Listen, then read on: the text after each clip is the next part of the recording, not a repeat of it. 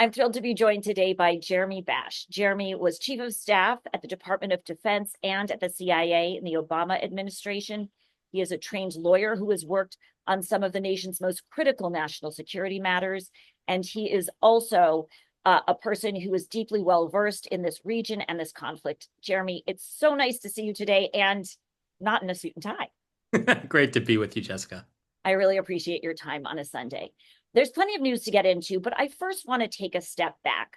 For folks who aren't deeply well versed in this conflict, can you help us with this? What is the best argument in favor of the US taking the action it took yesterday and striking Iran's nuclear sites? And what is the strongest argument against that action? Well, Jessica, I would say here's the logic that you have to kind of accept if you want to endorse a military strike against Iran at this moment. And I'll kind of lay it out. And it really begins with the Iranian Revolution in 1979, with the Shia state of Iran taking over and then becoming an adversary of the United States and obviously a key sponsor of terrorism. You know, the Marine barracks attacks against our own service members in Beirut, in which more than 200 service members were killed. That was sponsored, paid for by Iran. Many other terrorist attacks over the last several decades. Obviously, they have been the key sponsor of Hezbollah, which has been a terrorist military in Lebanon that has been going after and trying to attack our ally Israel. And Iran has also attacked our own forces many times. They've shot down our aircraft over the Arabian Gulf. They've fired rocket, artillery, and mortars at our service members in the region, and they have been the world's greatest state sponsor of terrorism. In 2008, after Obama was elected, I was serving as the intelligence staffer on the transition team for the Obama-Biden transition. So George W. Bush, Dick Cheney are leaving office, Obama, Biden are coming into office. And I was staffing the transition. And so part of my job was to look at the intelligence that the CIA had and to advise some of the senior people taking the major roles in the Obama administration. And sure enough, right at that time, we received intelligence that Iran was building a underground facility deep inside a mountain to spin centrifuges, which is the way you have to enrich uranium. Now, uranium is, of course, fuel for nuclear energy. It can be used for civilian purposes. But the way Iran built it, it was clear and tailor-made from this intelligence that it was tailor-made for military purposes. By the way, the intelligence was Israel had gotten a source inside this facility at Fordo, and they took pictures of it. And they took those pictures and the photography and other information, and they showed it to the United States. Ultimately, President Obama declassified that information. But when I was the intelligence staff on the transition, this was like the biggest secret. Like, oh my God, we're coming into office and Iran has this secret military facility. Now, two reasons why it looked like a military facility. One was it was in a mountain. Why would you put a civilian nuclear power plant deep inside a mountain? Second is it was too small for a civilian nuclear program to power the country. It was like in order to have a civilian program, you'd have to have something, several times larger than what they built at Fordo, because you really only need a very small amount of enriched uranium for bomb fuel. And by the way, just to kind of like flesh this out, so the U.S. intelligence community had long assessed that Iran in the 2000s kind of wanted to have a nuclear weapon, but they in 2003 decided to suspend their work on weaponization. So to get a nuclear weapon, you have to have three components. You have to have the bomb fuel, the enriched uranium. Second is weaponization, like the implosion device. And the third is mating that implosion device onto a ballistic missile. So the U.S. intelligence community assessed that they were enriching uranium, claiming that they were doing it for civilian purposes. But, all it takes is kind of like fast forward that centrifuge, make it spin a little faster, and then you get bomb fuel. The second part, the weaponization part, the U.S. intelligence community assessed that Iran had suspended that effort. Why did they suspend it, by the way, in 2003? Well, in 2003, the U.S. had invaded the country to Iran's right, Afghanistan, and the country to Iran's left, Iraq. And I think Iran probably thought, we're next. This is in the post 9/11 era. We're next. We got U.S. forces on our right flank and our left flank, if they find out that we've got a weaponization program, they're coming right for us. And so they hit pause on their weaponization program. But they kept all the scientists and they kept all the know-how and they kept kind of doing a little bit of research here and there. And then on the ballistic missile program, as we now know, we've seen the evidence of these ballistic missiles. They've really advanced their ballistic missile fleet, their program, their range, the capability, the payload, their targeting, their ability to really hold at risk places like Tel Aviv and Haifa. But it could be any city. It could be Saudi Arabia, it could be UAE, it could even ultimately be cities in Europe. And an ICBM, I should say, if they were to get access to that, as North Korea has, and as obviously Russia and China and other adversaries of the United States have, these could actually range and hit the United States. So, but let me just say, they don't yeah, have that right now. An they do not. intercontinental ballistic missile that reaches the US, they don't currently have that. They currently do not have that, but they do have missiles that could hit U.S. forces, U.S. military bases. So we've got an enormous military base in Qatar called Al Udeid. We've got a very large military presence in Kuwait. We've got a very large military presence in the United Arab Emirates at Al Dhafra. We've got military forces in Saudi Arabia. We've got the Fifth Fleet of the U.S. Navy headquartered in Bahrain. We've got aircraft carriers and destroyers and air wings all over the region. And so there's a lot, and we also have embassies in every country, and these embassies are huge compounds, sort of like mini cities unto themselves. So we've got a lot of sitting ducks in the Middle East, and Iran has shown through its surrogates and proxies that it's kind of willing to attack those, and they have done that. And they've shot down our aircraft flying in international airspace. They shot down an American-flagged unmanned system, a drone, in 2019, flying in international airspace, conducting routine intelligence, surveillance, and reconnaissance. So Iran has the ability to hit, if it wants, a lot of U.S. forces. So back to the weaponization issue. So the Trump administration comes in and they're looking at this site picture and they're looking at, okay, this is kind of the state of play. In fact, the intelligence picture really hasn't changed a lot, meaning they have been enriching uranium. They have a suspended weaponization program, but all it would take would be a decision to restart that. And then they've really got an advanced ballistic missile program. So how long would it take for them if they decided tonight, on Sunday night, we're going to create a nuclear weapon? How long would it take for them to do it? And there are various estimates, but I think, the U.S. intelligence community more or less believes that it would take them a few months. It would take them probably a very short amount of time to spin that uranium to higher levels of purity and get enough for a few bombs worth. And then it would take them several months, maybe a year, maybe 6 months, who knows, to actually get an implosion device. By the way, that's a pretty sophisticated nuclear weapon. They could also go for a much cruder weapon called a gun-type device. A gun-type device is what the U.S. used in Hiroshima and Nagasaki. So the first generation, 1940s vintage, projectile hits a projectile inside the nuclear weapon, causes a nuclear reaction. Those, we consider atomic weapons. Now we're talking about, obviously, the era of thermonuclear weapons. But a rudimentary gun-type device would be, in the hands of Iran, a very dangerous proposition. So we're sitting here with a situation in which we believe Iran is a few months away, should it make the decision, from having a nuclear weapon. And once you get a nuclear weapon, basically you can blackmail anybody, and you can blackmail the entire world, and you can hold at risk anybody. And it would be an intolerable situation, which is why Democrats, Republicans, literally everybody across the political spectrum, from Obama to Biden to Trump and everybody in between, have always said, no matter what, at the end of the day, we have to stop Iran from getting a nuclear weapon. The only question is sort of how. Negotiations, coercive diplomacy, negotiations backed up by military force. Okay, that's kind of the overall situation. But Jessica, I want to kind of lay out just two other bits of context. One bit of context is that in 1981, Israel bombed a nuclear reactor that Iraq was building at Osirak. And at the time, Menachem Begin, who was the prime minister of Israel, did this, and people said, oh, it's so aggressive by Israel, and, why would they do this? They don't have a weapon. They just have a nuclear reactor. What's going on? And then later, of course, the world said, thank you, Israel. We appreciate you doing our dirty work because, of course, Saddam Hussein having a nuclear weapon, an actual nuclear weapon, would have been a terrible outcome.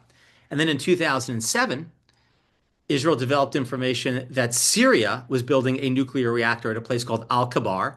They actually bought the designs from North Korea, which has a plutonium enrichment facility, plutonium enrichment program, actually. And Syria starts building this nuclear reactor at Al-Kabar. Israel develops the information. They go to President Bush and they say, we're going to take this thing out. And he says, go for it. And they run an operation and they hit with airstrikes Al-Kabar reactor in Syria.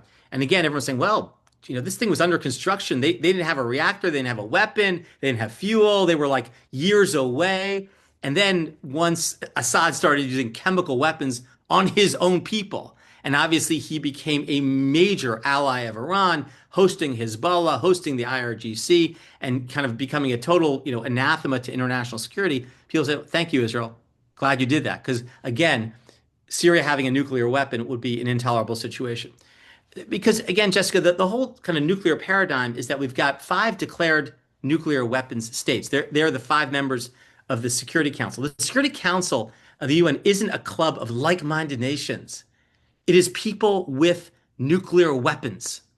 It's Russia, China, the United States, Great Britain, and France.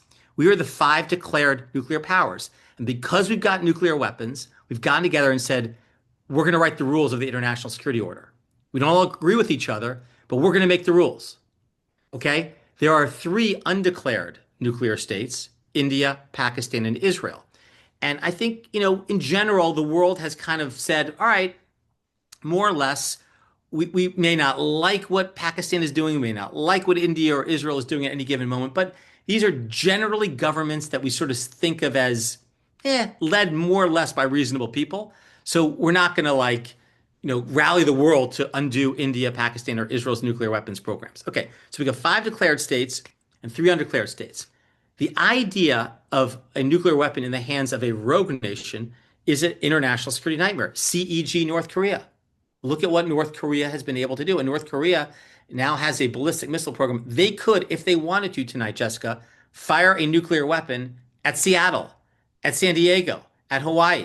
Now, we think we've got them deterred. We think they know that their regime would end if they tried to do it. Plus, we could intercept those. And so maybe it wouldn't do harm. But the idea that Iran, like North Korea, would have a nuclear weapon would just be an absolutely intolerable situation. So why now? I mean, because the state of play hasn't changed, but the context has changed. And this is really why I think Israel conducted their operation starting last Thursday and why the Trump administration decided to conduct their operation now. And this is the logic of it. I'm just kind of explaining the logic. I'm not endorsing it. I'm just saying this is the logic of it, which is Iran has no air defenses.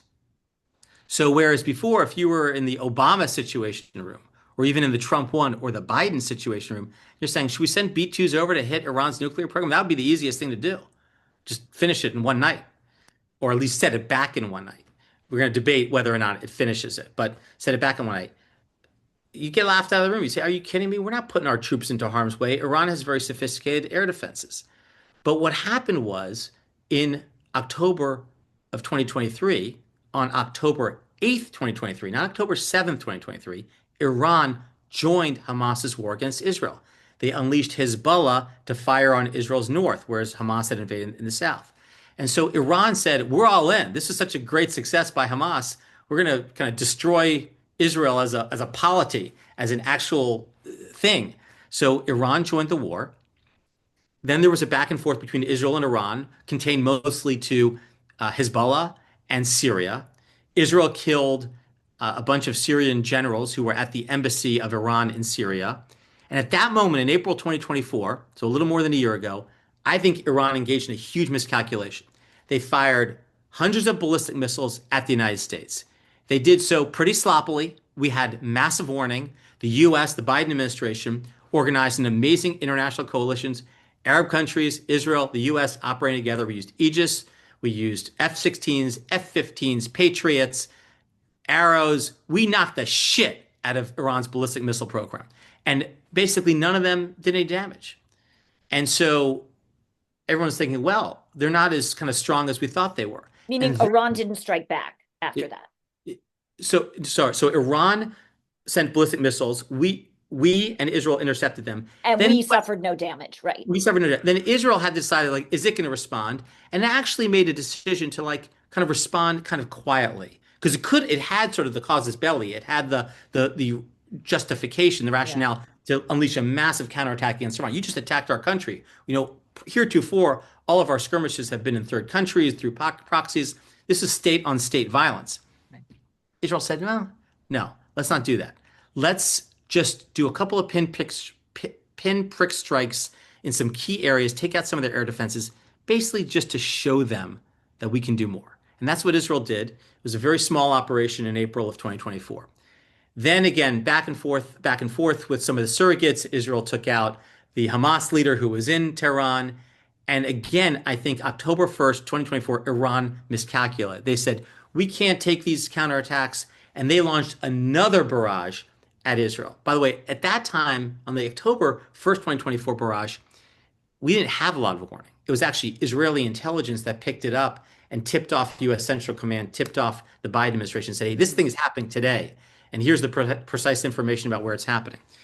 Thank God for that, because we were able to posture quickly and again repel Iran's attack. But after that second attack, Israel said, now we've got justification, we've got a motivation. And at the end of the Biden administration, October 24th, 2024, just before the election, the Israeli government, telling the U.S. what its plans were, undertook a massive operation inside Iran to take out its ballistic missiles, its ballistic missile productions, and its air defenses, basically leaving Iran completely defenseless. So 2024 ends, Jessica, out with the Biden-Harris administration, in with the Trump administration, and you've got the same kind of intelligence picture that I described has been in existence. Iran enriching uranium to levels that are concerning, 60% higher than needed for civilian uses, but not yet bomb level. They've got a weaponization program, which maybe they started, maybe they didn't start. We don't have perfect insight. We sort of think that they haven't made the decision yet, but they could. Their ballistic missile program is increasing, and yet they're defenseless. We've got, oh, by the way, Hezbollah's been destroyed. Oh, by the way, Syria, the government's fallen. We have a perfect air corridor. And in fact, if you looked at the map that the Pentagon released when they described Operation Midnight Hammer, they showed that our planes flew right over Syria. Syria has no air defenses. There's no government there. So there's no Hezbollah, no Syria, and no air defenses.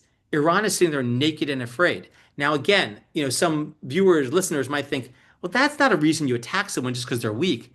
Actually, it kind of is. And let me explain that. When you're in the Pentagon, I started in the Pentagon, when they brief a military operation to you, the first thing on the first slide is, the mission. What are we trying to do? The second thing they brief is risk to the force. How dangerous is this mission? I mean, if it were a cakewalk, we might do it. But if our people are getting shot up, we're going to lose, people, we're not going to do it. It's the reason why everyone says, don't put boots on the ground. Don't put boots on the ground. Because obviously, boots on the ground is a huge commitment, and it puts people in harm's way. It's what we experienced ourselves in Iraq, Afghanistan, and so forth. But if we can undertake a military operation with strategic effects, with standoff weapons, with weapons that don't put people in harm's way for the most part, every mission is dangerous, but if it's much less dangerous, the risk-reward calculus changes. And so you're asking me for the argument for? The argument for, the logic is the risk-reward calculus has changed. We have Iran without defenses. We have an Iran that joined the war against Israel. We have an Iran who we don't trust. We've offered them negotiations. We basically said, you've got 60 days to come to the table and cut a deal with us, whereby you're going to essentially give up your ability to have a domestic enrichment program. Why do you need one? We'll sell you nuclear energy. If you want nuclear energy, that's what you want, we'll sell it to you. Everyone has said that for 20 years. Why do you need to enrich uranium? I mean, it's kind of like saying to a mass murderer, why do you need to have ammo? Right. Why do you need to have a model gun? Well, it's just for show. I like to have one on my wall. Really? I mean, but if that mass murderer is well armed, you're not going to go in there and storm his house. But if he's totally defenseless, you might just go in. You might just knock and say, hi, we're here. We're here to take your stuff. And that's kind of what the U.S. did. But the playing field really had changed. I hadn't thought about the fact that they could fly over Syria and have that easy access. I learned so much from you every time we have a conversation, Jeremy. Can we do the inverse? Sure. What was the case against? And I know a lot of people will point out there was a nuclear deal that Trump tore up in his first administration. If he had kept that in place, maybe we wouldn't be here today. These are the arguments one hears. Yeah. Well, I mean, look, the main argument is Iran doesn't have a nuclear weapon. Somehow, over 20 years, a combination of sanctions, diplomacy, and military deterrence have kind of kept them short of a nuclear weapons threshold. And while it's an uncomfortable situation, it is one in which they have not been able to use nuclear blackmail or use a nuclear weapon against anybody, who kind of we hold dear. And and Iran felt deterred in part because we always said military options were on the table. And at the end of the day, what is a nuclear weapons program? It's know-how by scientists. Because of course, if I hit your centrifuge, you can build another one if you have the know-how. So the question kind of a strategist would think about is, can I bomb away know-how? Like, can I actually use military force to take out knowledge? You really can't. So we could destroy cascade halls. We could destroy centrifuges. We could sabotage them. We could bomb them. We could cyber attack them. And by the way, we've tried all of that. And we could also convince them to give them up. And we could put inspectors in.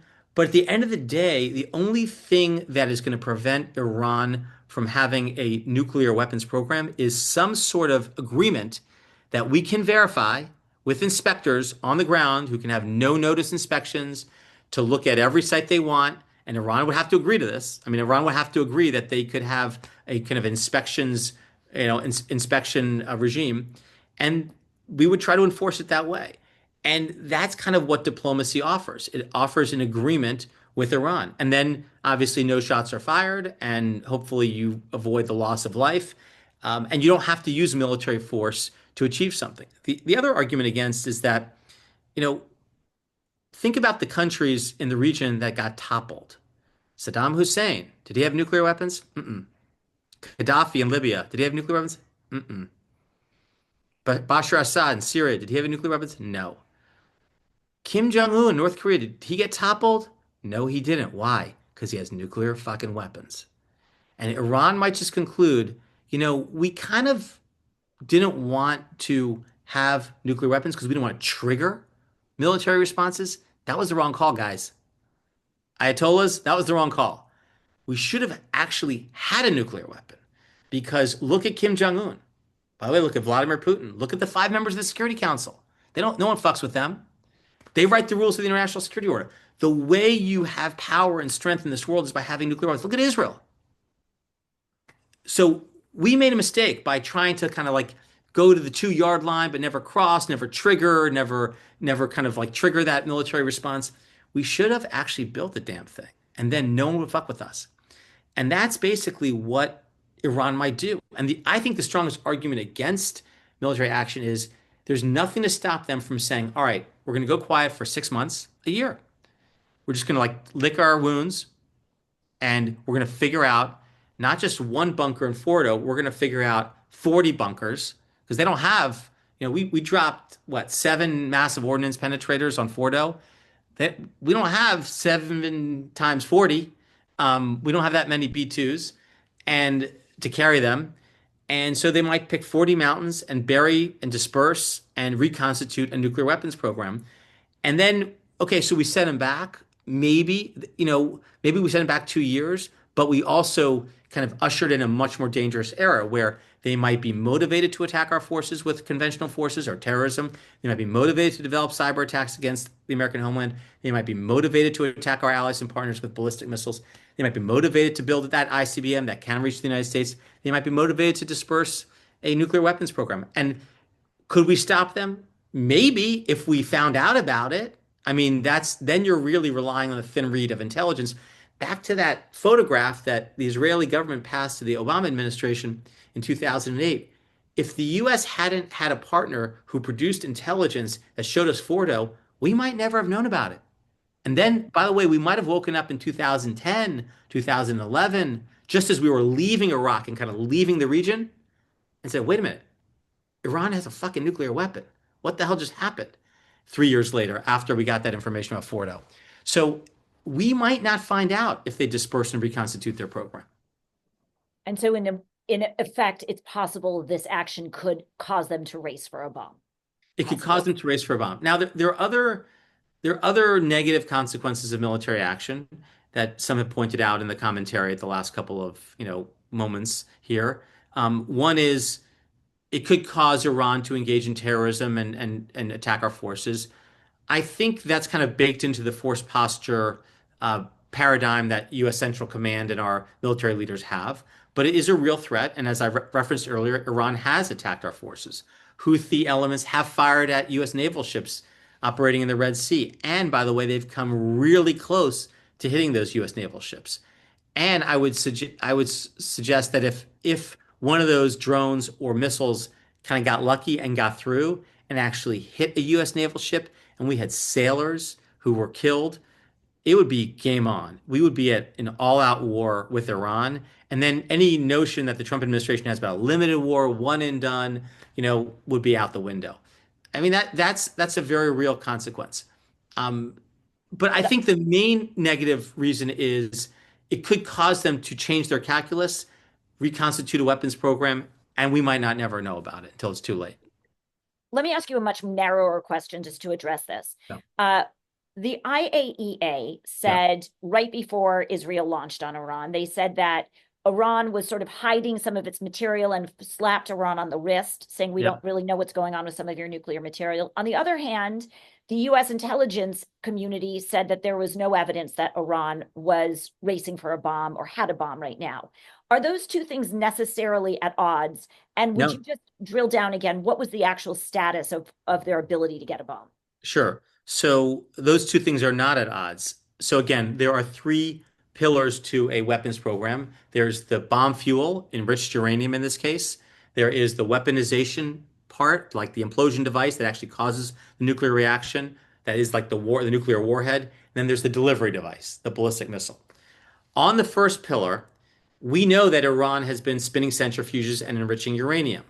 And we know that they've been doing it to a level of purity that is mostly for civilian purposes, though at times the IAEA have caught them enriching further. So like 90% is bomb grade and 60% is very close to bomb grade. It's not linear. It actually kind of 60 is closer to 90 than 1 is to 60, if you can believe it. So the IAEA, the International Atomic Energy Agency, which is the international, UN-backed watchdog of the nuclear proliferation regime, they saw that Iran had enriched uranium to 60%. And also that all of the uranium wasn't accounted for. Usually they have a checklist of, you enriched this amount, where's the stockpile?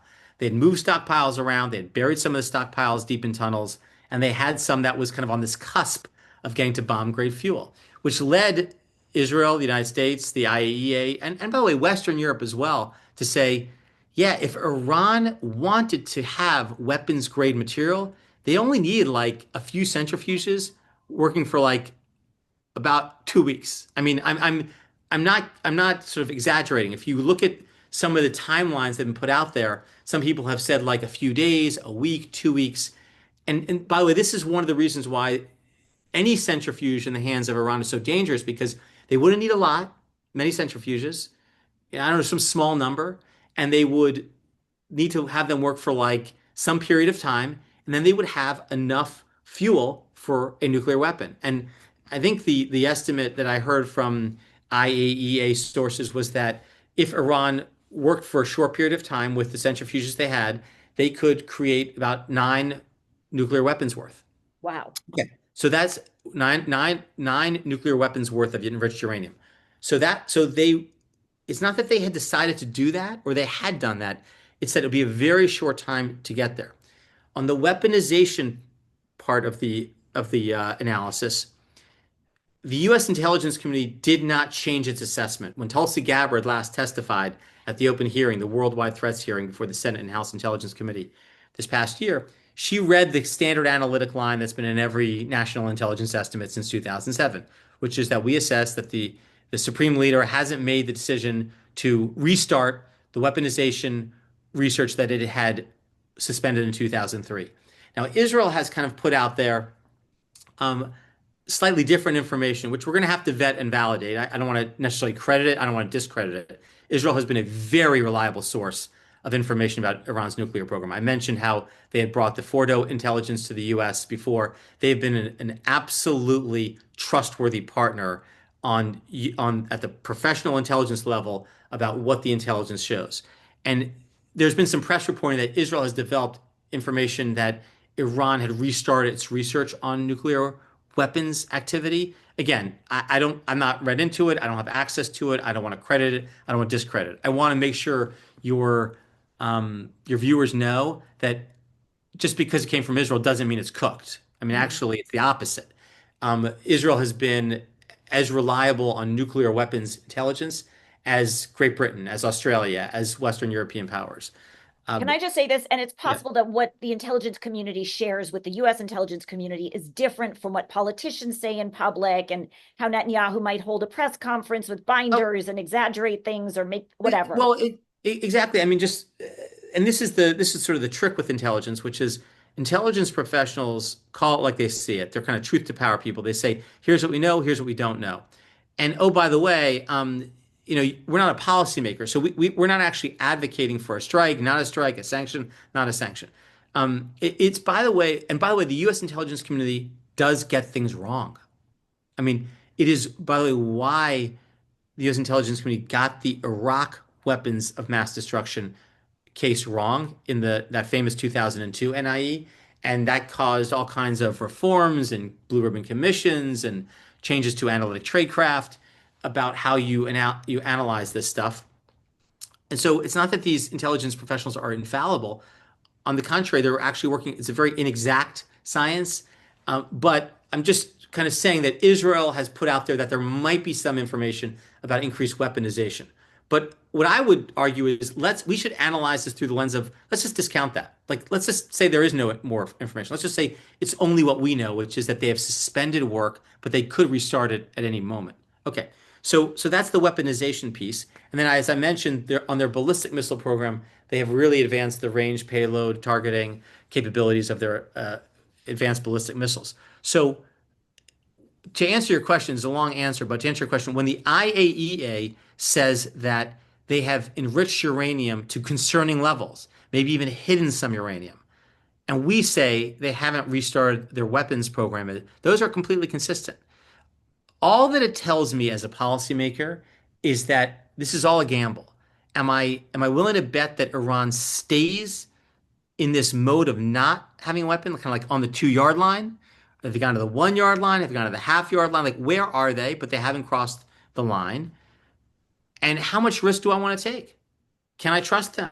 And again, this is sort of like the post October 7th mindset. You just okay, well, Hamas, yeah, they're deterred. They're not interested in attacking Israel. They're sort of like they want to govern themselves. They've got bigger fish to fry. They've abandoned their ambitions to destroy Israel. Really?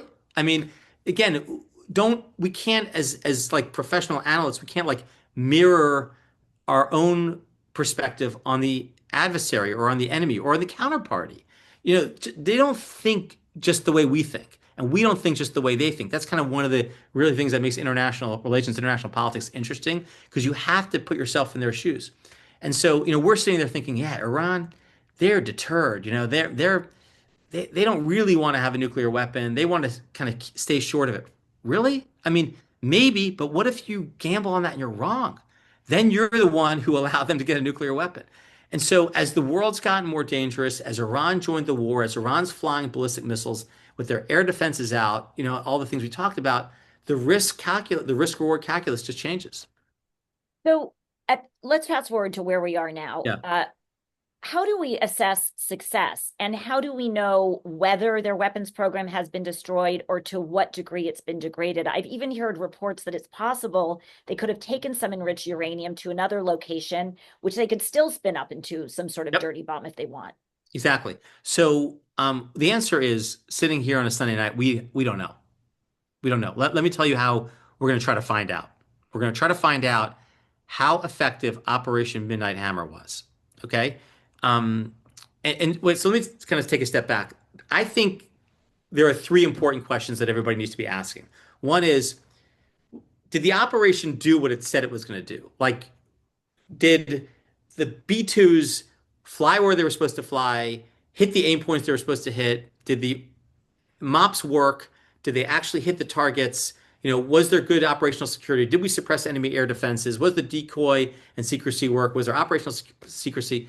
And I think, again, sitting here 24 hours later, just, people will listen to this when they listen to this. It sounds like the operation was successful from that perspective. That's the tactical perspective.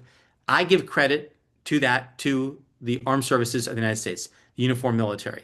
And I just want to say, Jessica, for the record, and I'm not going to tell you whether I agree with the operation or I don't agree, but I can tell you once our pilots were airborne, I was rooting for them to hit their targets and get home safely. That's number one.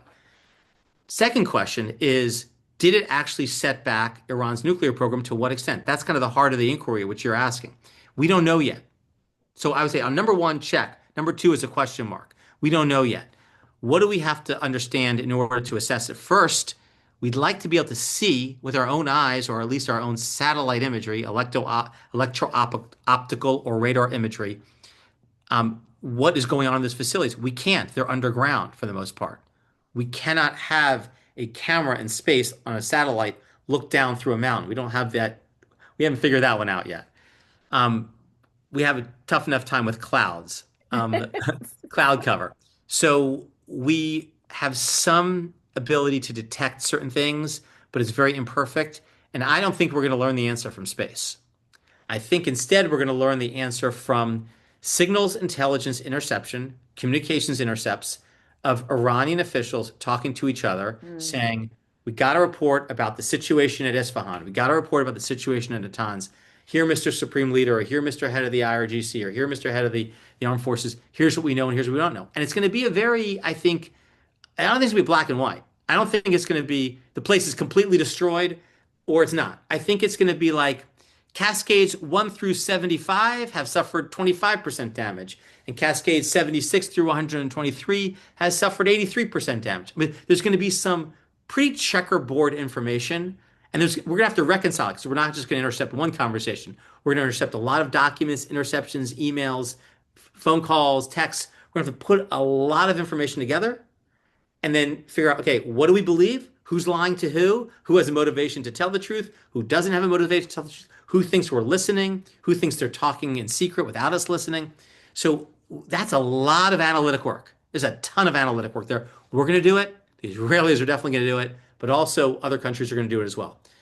That's going to take time. I mean, that's going to take, I think, days, weeks, years. Now, if on Friday we get some really amazing information that, the Supreme Leader was briefed on the impacts and the briefing said this, and it shows that, we were really effective, I think the Trump administration is going to be pretty eager to put that out. Right. What happens, Jessica, if actually the Supreme Leader gets briefed? Now, the operation wasn't that effective. Fordo is pretty much intact. We got the Cascades out. You think the Trump administration is going to put that out? No. Sources and methods. Sorry, can't comment on that. Right. I mean, I don't think so. So it's going to be very hard for the person on the outside to really evaluate what the heck is going on.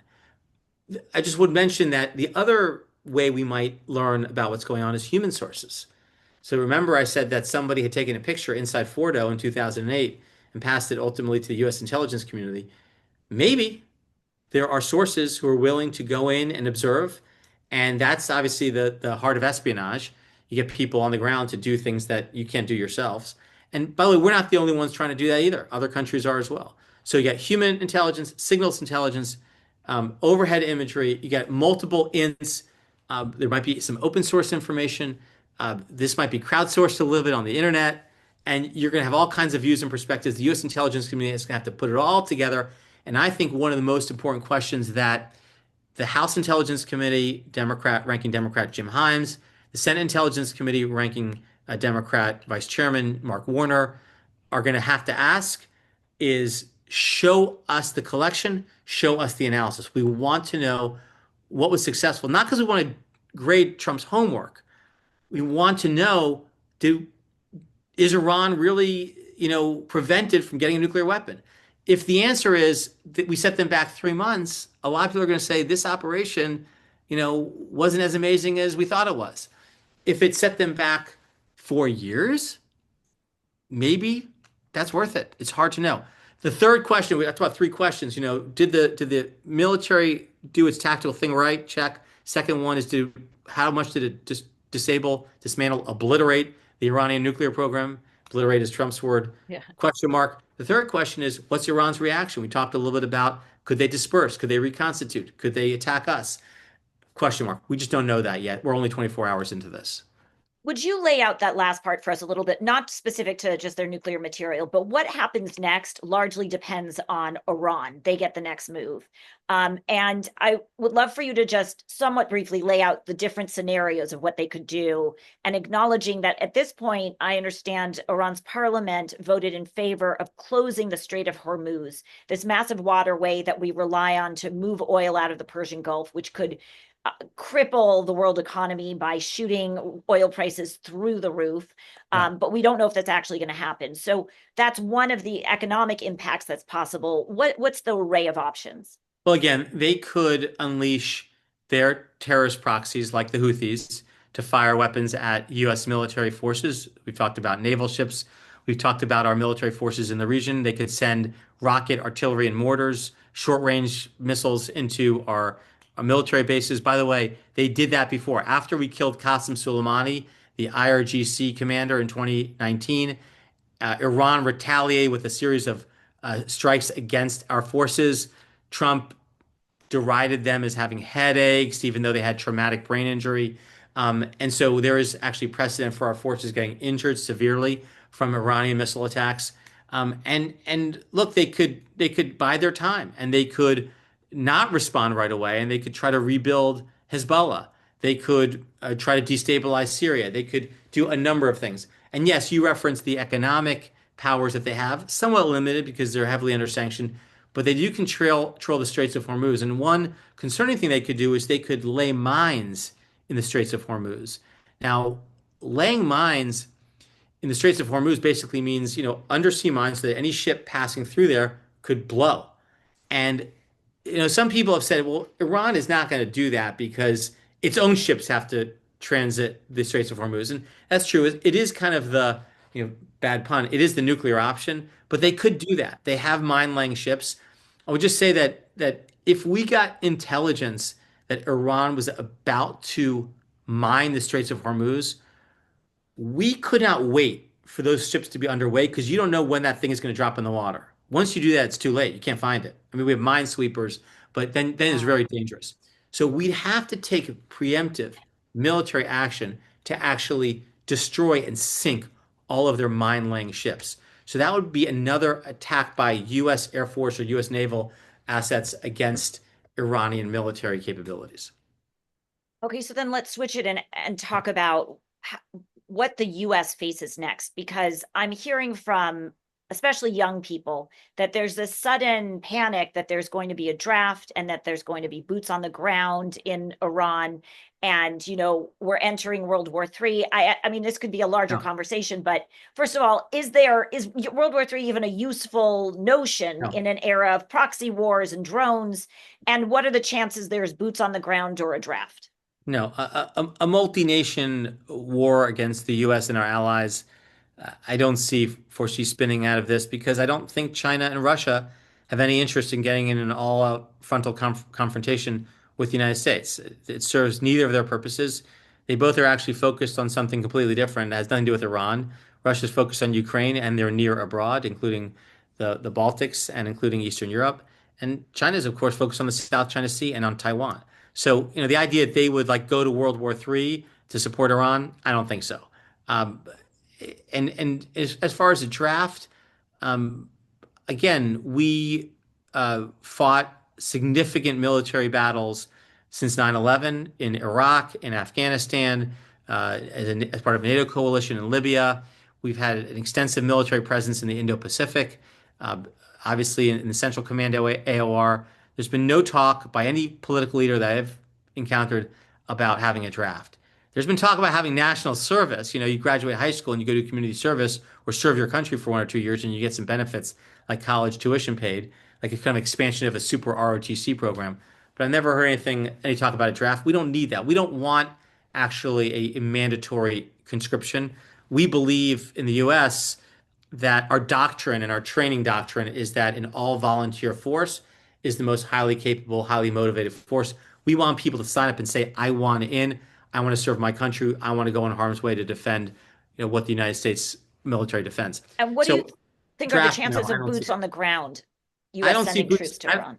So again, I don't see that. And people are saying, well, did Trump do a 180 here? He was so anti-war.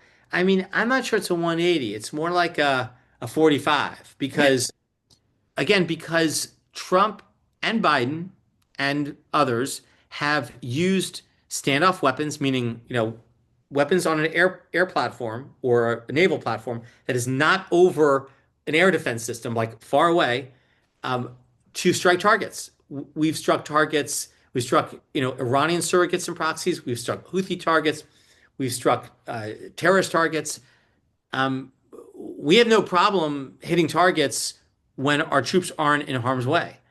When you put boots on the ground, you're in harm's way by definition. So I think that's why President Trump and President Biden wanted to get out of Afghanistan. I think it's why President Obama wanted to get out of Iraq. When you've got boots on the ground, you're responsible for nation building, you're responsible for institution building, you're there to guard NGOs and State Department personnel and civilians and contractors, and it becomes like a whole American footprint there. And I don't think any American president in the post-Iraq era supports a massive ground presence of U.S. forces, diplomats, intelligence personnel, in a post-war situation. I can't see boots on the ground. I'm not sure what purpose it would achieve. So I actually believe the Trump administration when they say they don't want boots on the ground. I believe they don't. I believe they truly don't. Uh, I believe they truly were conflicted about airstrikes on Iran, and you saw some of the MAGA fissures coming out. Believe they truly were divided because there are arguments for and against, which we've laid out here. But I believe, it was a close call, but they decided to go for it. One thing a lot of people are worried about, I just want to acknowledge it, is that there could be terror attacks here in the US. Yeah. That's always been a possibility. It remains a possibility. It's not something we can live our lives anticipating. It's just, We've seen an uptick of attacks, particularly against Jewish institutions. You've got that cop car outside of every synagogue and Jewish community center, and even my own kids' summer camp.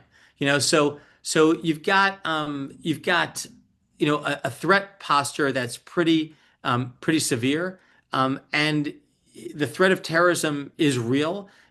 We had two Israeli embassy employees gunned down on the streets of Washington, D.C., near where I live, outside of a Jewish museum. You've had, Jewish activists firebombed in Boulder, Colorado. You've had, attacks on institutions and synagogues. You've had Josh Shapiro's home, arsoned on Passover. So, terrorist extremists who claim to be motivated by Gaza or Iran or whatever U.S. policy in the Middle East, I think it's a big reason for the a terrorist. There are plenty of reasons for terrorists to attack us, but it's not. I don't think it's the thing that should govern how we conduct our foreign policy. I don't want to take your whole day, but I have a few more questions. Are we Yeah, okay sure. to? Okay.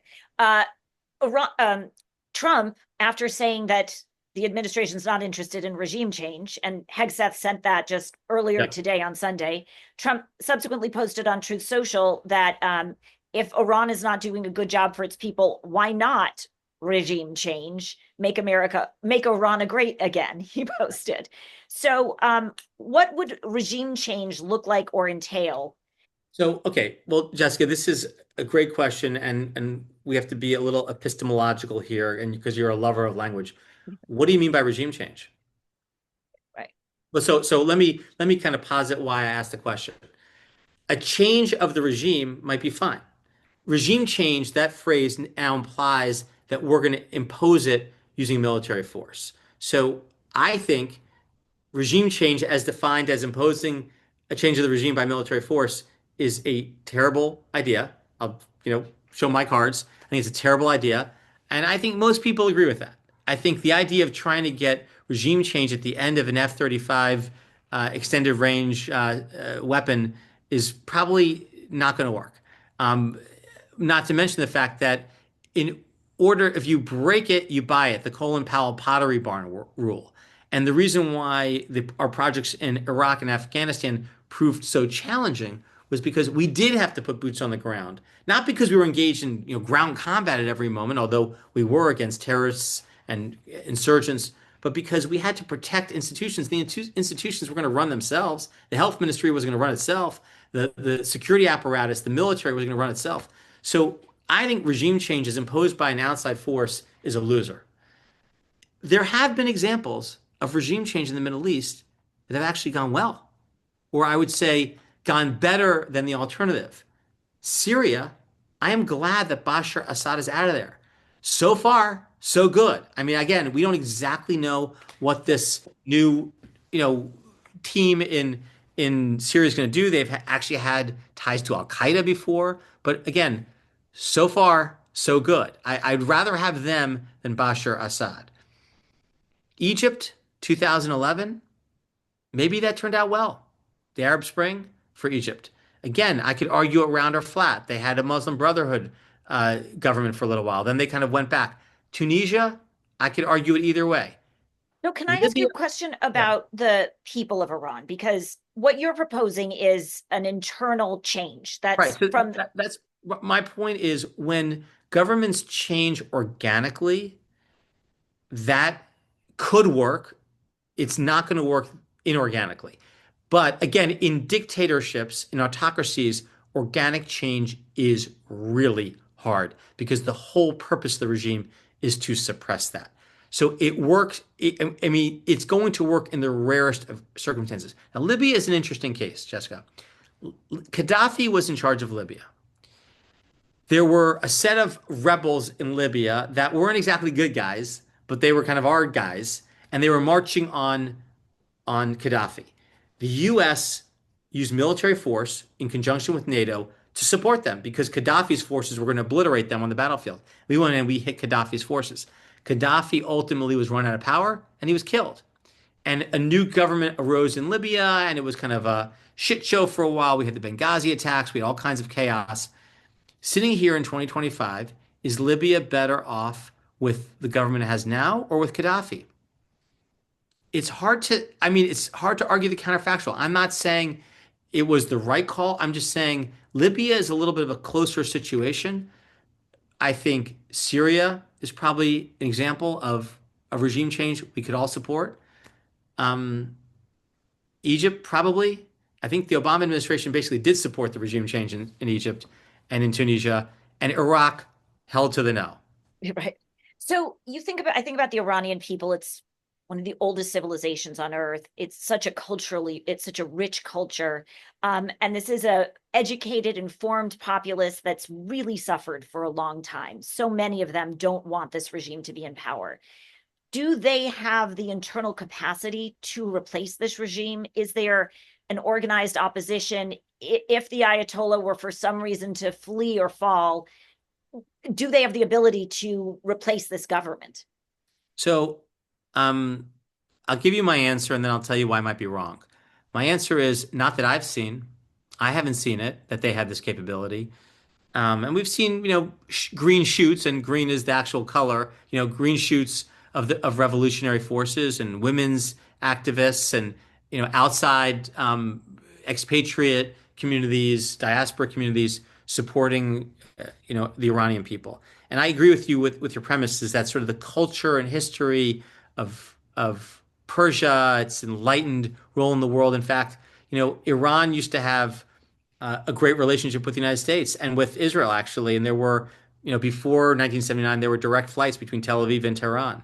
And so these countries are not preordained to be at war with one another. There's nothing inherently in the culture of Iranians that make them, adverse to the United States or to even principles that are adjacent to democracy or freedom. But they are under the rule of an authoritarian dictatorial regime that has worked very hard to suppress any shoots of democracy. But I haven't seen the organic strength that I think would be required to topple the regime from within. But I want to hasten to add, I might be wrong because I don't think I saw what happened in Syria. And I also remember in Egypt in 2011 being at the CIA. It was a very consequential year in 2011 when the Arab Spring began.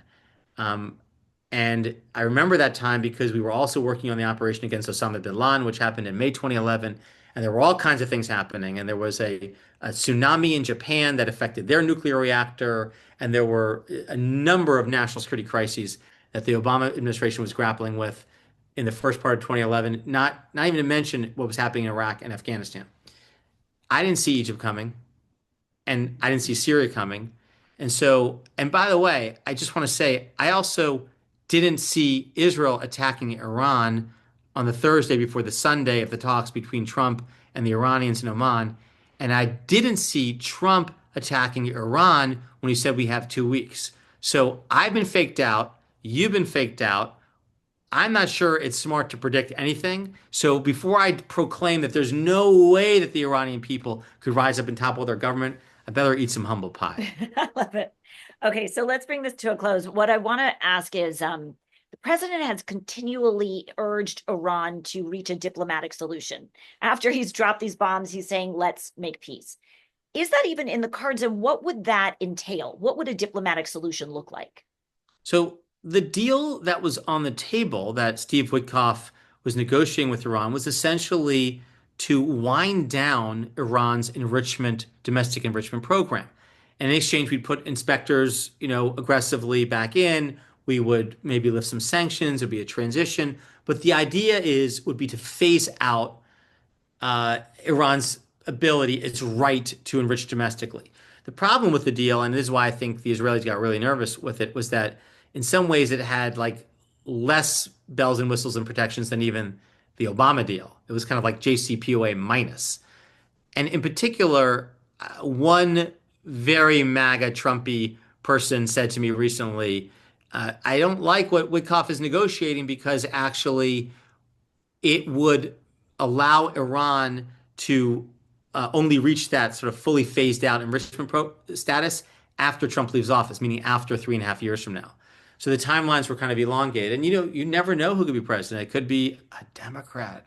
That's sort of what this person was saying to me. Okay, that's the deal on the table. Now, I think Trump thinks that he's gotten more leverage in the deal. And so maybe the deal is within a year, you agree to get rid of all of your domestic enrichment. You agree to close Fordo, close Esfahan, close Natanz. You agree to dismantle, let us take out, not by military force, but like by trucks and people wearing rubber gloves, the Cascades, and unplug everything and put inspectors in there and turn it into a big museum. And literally say, Iran, we will sell you nuclear energy until you're happy as a clam and warm at night in a cold winter. You can have as much nuclear energy as you want, but no, you cannot enrich. We just don't trust you to do it. I think if Iran could somehow figure out a way to save face and accept that deal, then I think that's the deal. But you can see by my description of it, and I can tell you agree, the chances of Iran agreeing to that after they've been, slapped upside the head by, 7 B-2s is pretty unlikely.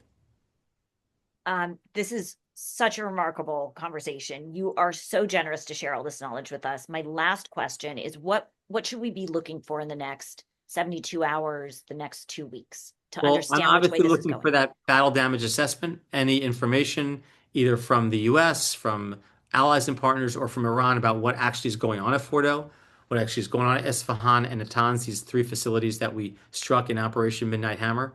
I'm obviously trying to understand the force protection posture of U.S. military forces and whether or not there are real risks, inbound missiles, inbound artillery to U.S. Personnel.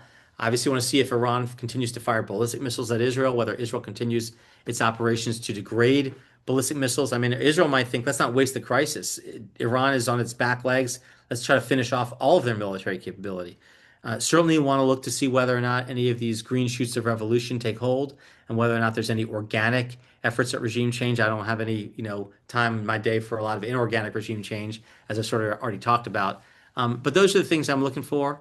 And also, I think we got to keep our eye on other balls, including what Russia's ambitions are vis-a-vis Ukraine, China's ambitions are vis-a-vis Taiwan.